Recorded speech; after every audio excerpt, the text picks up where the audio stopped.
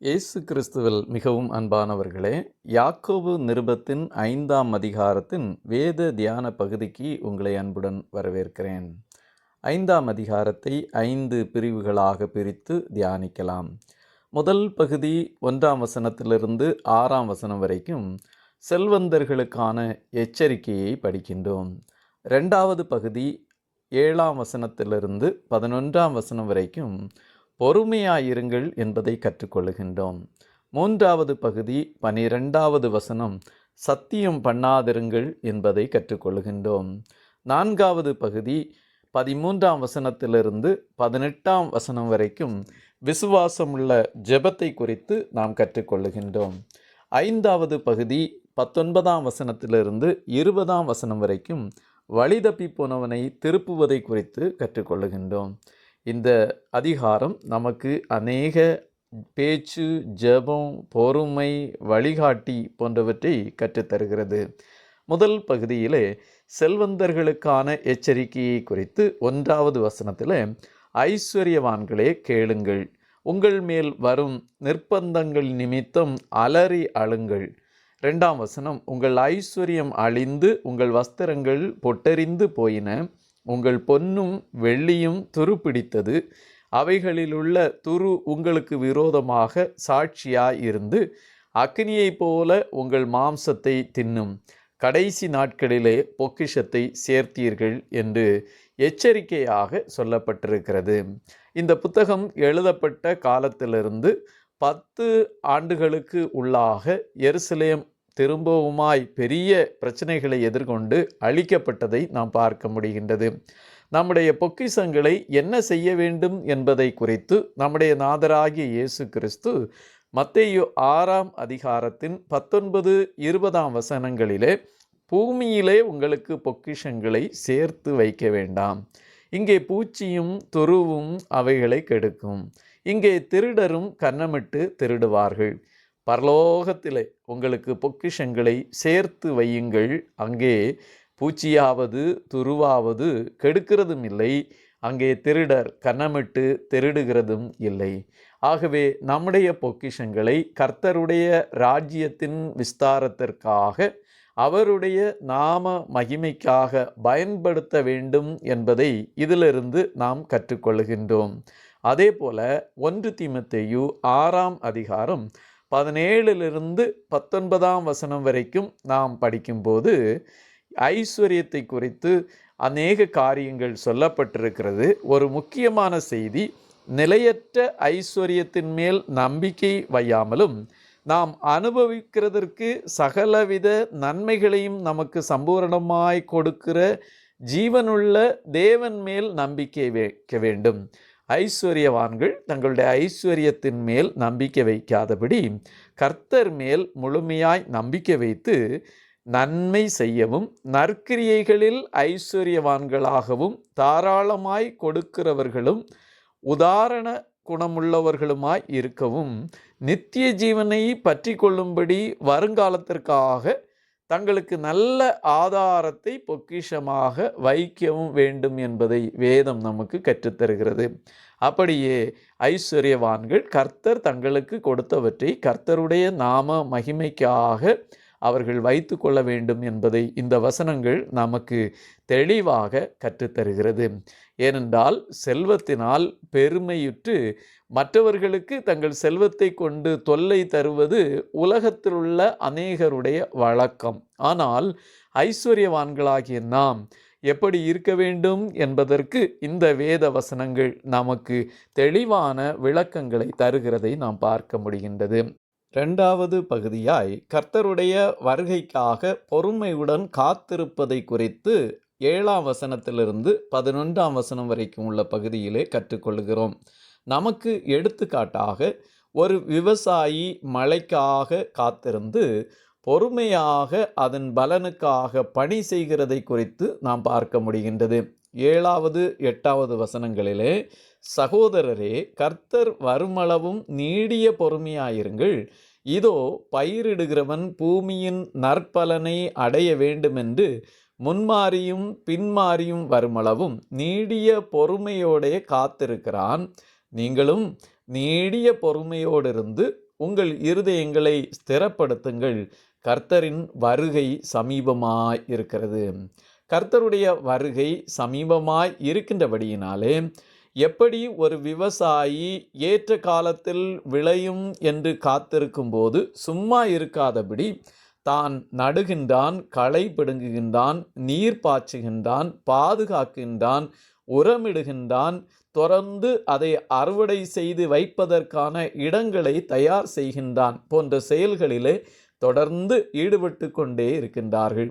அப்படியே கர்த்தருடைய வருகைக்காக காத்திருக்கின்ற நாம் ஒவ்வொருவரும் ஆண்டவருடைய வருகை வரும் வரை அவருடைய பரலோக ராஜ்யத்தின் விரிவாக்க பணியை தொடர்ந்து செய்து அநேக ஆத்துமாக்களை கர்த்தருடைய ராஜ்யத்திற்கென்று நாம் சேகரிக்க அழைக்கப்பட்டிருக்கிறோம் என்பதை புரிந்து கொண்டு தேவராஜ்ய விஸ்தார பணியிலே ஈடுபட வேண்டும் என்பதிலே கவனமாயிருக்க வேண்டும். இப்படிப்பட்ட பொறுமை நமக்கு வேண்டும்.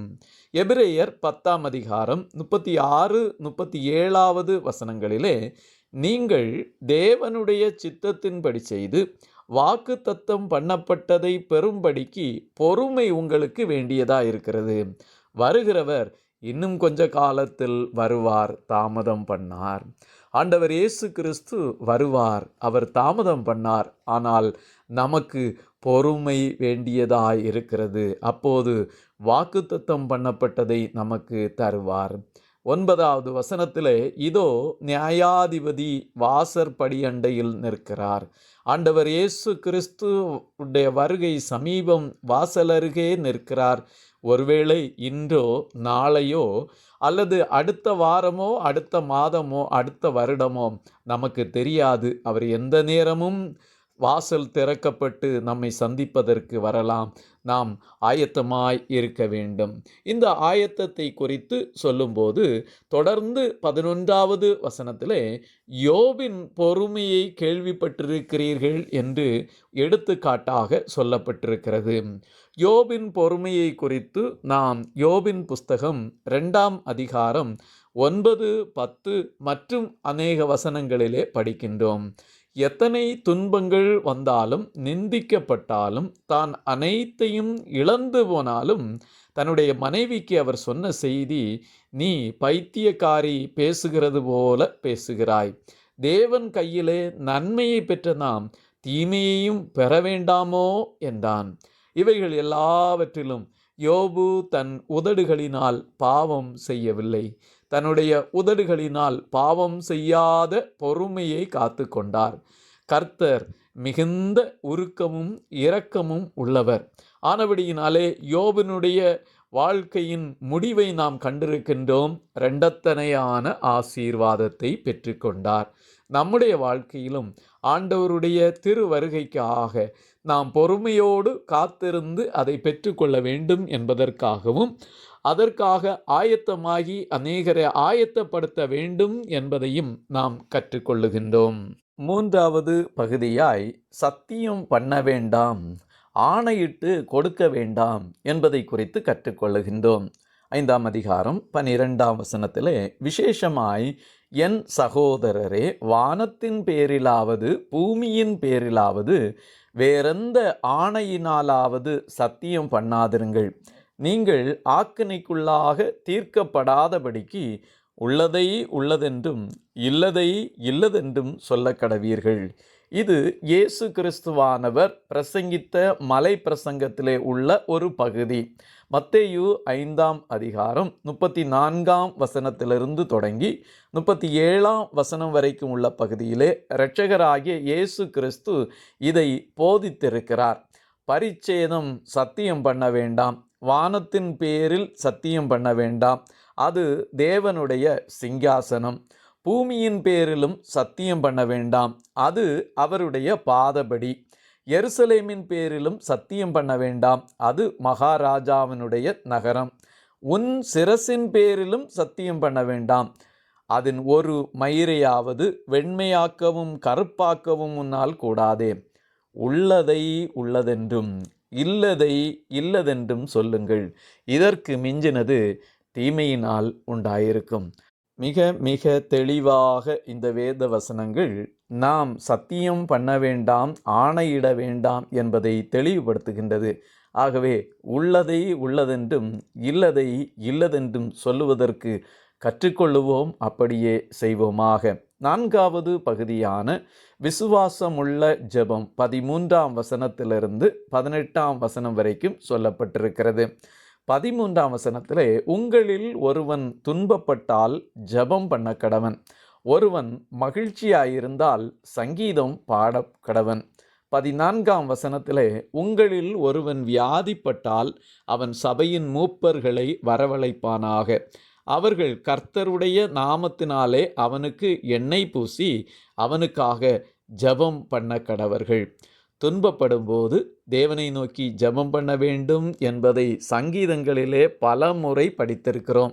சங்கீதம் 50:15 ஆபத்து காலத்தில் என்னை நோக்கி கூப்பிடு, நான் உன்னை விடுவிப்பேன், நீ என்னை மகிமைப்படுத்துவாய். அதே போல சங்கீதம் 120:1 என் நெருக்கத்திலே கர்த்தரை நோக்கி கூப்பிட்டேன், அவர் எனக்கு செவி கொடுத்தார். நம்முடைய துன்ப காலங்களிலே தேவனை நோக்கி கூப்பிடும்போது கர்த்தர் நமக்கு செவி கொடுக்கிறவராய், நம்மை விடுவிக்கிறவராய் இருக்கிறார் என்பதை அறிந்து கொள்ளுகின்றோம். அதே போல மகிழ்ச்சியாய் இருக்கும்போது கர்த்தரை நோக்கி நாம் பாடும்போது அது நமக்கு மருந்தாக, ஔஷதமாக இருக்கிறது. நீதிமொழிகள் 17:22 மனம் மகிழ்ச்சி நல்ல ஔஷதம், முறிந்த ஆவியோ எலும்புகளை உலர பண்ணும். ஆகவே மனமகிழ்ச்சியாயிருப்போமாக. இப்படி கிறிஸ்துவுக்குள்ளாய் வாழ்ந்து கொண்டிருக்கிற நம்மில் யாராவது வியாதிப்பட்டால் மூப்பர்களை அழைத்து கர்த்தராகிய இயேசு கிறிஸ்துவின் நாமத்தினாலே எண்ணெய் பூசி ஜெபம் பண்ணும்போது தேவன் அவர்களை விடுவிக்கிறார். இதை இயேசு கிறிஸ்து அனுப்பின சீடர்கள் செய்த செயலாக இருக்கிறது. மார்க்கு 6ஆம் அதிகாரம் 13ஆம் வசனத்தை நாம் படிக்கும்போது, இயேசு கிறிஸ்து 2 பேராக அனுப்பினவர்கள் அநேகம் பிசாசுகளை துரத்தி அநேகம் நோயாளிகளை எண்ணெய் பூசி சொஸ்தமாக்கினார்கள். இதில் சுகமளிப்பது எண்ணெய் இல்லை, ஆனால் எண்ணெயாகிய பரிசுத்த ஆவியானவருடைய வலிமை அடையாளமாக இந்த இடத்திலே கொடுக்கப்படுவதனாலே தேவன் தம்முடைய ஆவியானவருடைய செயலினாலே பரிபூர்ண சுகத்தை தருகிறார். எண்ணெய் பூசி ஜெபிப்பது என்பது இரட்சகர் இயேசு கிறிஸ்து நமக்கு கற்றுத்தந்த ஒரு பாடமாக அமைகிறது. அப்பொழுது அந்த ஜெபம் பிணியாளிகளை இரட்சிக்கும். கர்த்தர் அவர்களை எழுப்புவார். மட்டுமல்ல, அவர்கள் பாவம் செய்திருந்தால் அந்த பாவங்களையும் ஆண்டவர் மன்னிப்பார். ஏனென்றால் சில வியாதிகள் பாவத்தினாலே வருகின்றன, அவற்றை ஆண்டவர் மன்னிப்பாராக. ஜெபத்தின் வலிமையை புரிந்து கொள்வதற்காக 17-18ஆம் வசனங்களிலே எலியாவின் ஜெபம் உதாரணமாக கொடுக்கப்பட்டிருக்கிறது. 1 ராஜாக்கள் 17ஆம் அதிகாரத்தின் 1ஆம் வசனம் தொடங்கி 1 ராஜாக்கள் 18:47 வரைக்கும் உள்ள பகுதியிலே திஸ்பியனாகிய எலியா சொன்ன வார்த்தை மழை பெய்யாது என்பதன் அடிப்படையிலே மழை பெய்யவில்லை. திரும்பவுமாய் எலியா ஆகாப் ராஜாவை நோக்கி, மழை பொழிகிறது, மேகங்களினாலும் காற்றுகளினாலும் பெருமழை உண்டாகும் என்று சொன்னபடியாய் பெருமழை உண்டாயிற்று. அதே போல தேவ மனிதர்களுடைய ஜெபம் அவ்வளவு வலிமை உடையது என்பது விளக்கப்பட்டிருக்கிறது. நாமும் கருத்தாக ஜெபிக்கும்போது கர்த்தர் நிச்சயமாய் பதில் தருவார். 5வதாக 20வது வசனத்திலே, தப்பிப்போன மார்க்கத்தினின்று பாவியை திருப்ப வேண்டும், ஆத்துமாவை மரணத்தினின்று ரட்சித்து விடுவிக்க வேண்டும் என்பதை குறித்த செய்தி நமக்கு கொடுக்கப்பட்டிருக்கிறது. ஆகவே ஆண்டவர் இயேசு கிறிஸ்து நமக்கு தந்த கட்டளையின்படியாய் நாம் அநேக பாவிகளை மனம் திரும்ப வைத்து அவர்களை பரலோக வாசிகளாய் மாற்றுகின்ற ஆத்தும ஆதாயம் செய்ய அழைக்கப்பட்டிருக்கிறோம். ஆத்தும ஆதாயம் செய்வோம், அது நமக்குரிய பலனாக நித்தியத்திலே இருக்கும். அப்படி செய்வதற்கு சர்வ வல்லவராகிய கர்த்தர் நம் ஒவ்வொருவருக்கும் உதவி செய்வாராக. ஆமீன், ஆமீன், ஆமீன்.